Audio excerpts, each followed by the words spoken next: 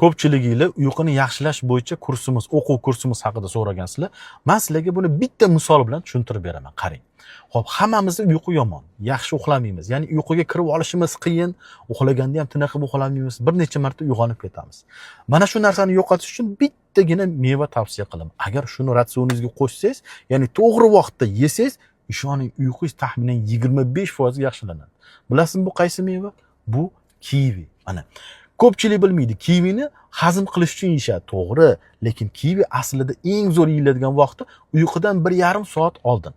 Agar siz kivini uyqudan 1,5 soat oldin yesangiz, kivi tarkibidagi serotonin saqlash bo'yicha kuchli 5talikka kiradi.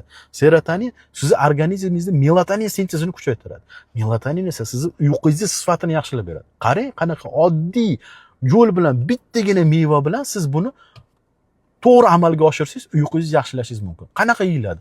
Uyqudan 1,5 soat, 1 soat oldin bitta yoki ikkita meva yeyiladi va uyquga ketganda juda sifatli uyqu paydo bo'ladi sizda.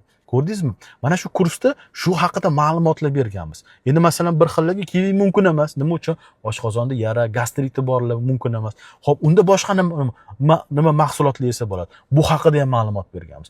Qanaqa uyquni to'g'rilash, qanaqa uyqudan foydalanish, qanaqa qilib to'g'ri uxlash va qaysi mahsulotlarni yesangiz uyqungiz yaxshilanadi, qaysi mahsulotlardan voz kechsangiz uyqungiz sifati oshadi.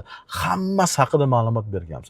Agar siz ma'lumotlarni ko'rdingiz, hammasini amal qildingiz, etiklik ovqatlanishingizni ham to'g'riladingiz, lekin baribir uyqungiz yaxshi emas, 3-bo'limida shu har bitta anaqani kursimiz 3-bo'limida dorilardan foydalanish. Ya'ni retseptsiz aptekaga borib, qaysi dorini siz uyqungizga olishingiz mumkin, farzandingizni uyqusiga olishingiz mumkin, ota-onangizni uyqusiga olishingiz mumkin, qanaqa ichishingiz mumkin haqida ham kurs haqida ma'lumot berganmiz.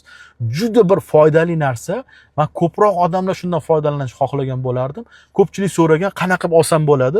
Shuni meni profilimga kirsanglar, profilimni birinchi reelsida o'zi qanaqa qilib olish haqida ko'rsatib qo'yganman. Olib foydalaninglar. Mana bittagina misol, ko'ryapsizmi? Bittagina organizmingiz to'g'ri, mana kivini to'g'ri vaqtda yeganingiz bilan, mana 28 kun mobaynida sinab ko'ring shuni. Oddiy misol. 28 kun kechqurun bittadan kivi yeb yoting, shunaqangi o'zgarish sezasiz. Ishonasizmi? Ozasiz ham. Vazn ham tashlaysiz, chunki buning tarkibida fermentlar bor. Bu ichak faoliyatini ham, jigar faoliyatini ham yaxshilab beradi. Ko'p miqdorda kletchatka saqlaydi. Ichi qotadiganligi ham yaxshi. Ko'rdingizmi? Mana bittagina misol. Ana shu o'quv kursi nima uchun sizga yozyapman? Ana shu o'quv kursidan foydalaning, ilmni oling, o'zingizga, oilangizga o'zingiz shifokor bo'ling. Ana shunda siz klinikalardan, dorilardan uzoq bo'lasiz. Marhamat, foydalaninglar, sog' bo'linglar, yaxshi kunlarda ko'rishaylik.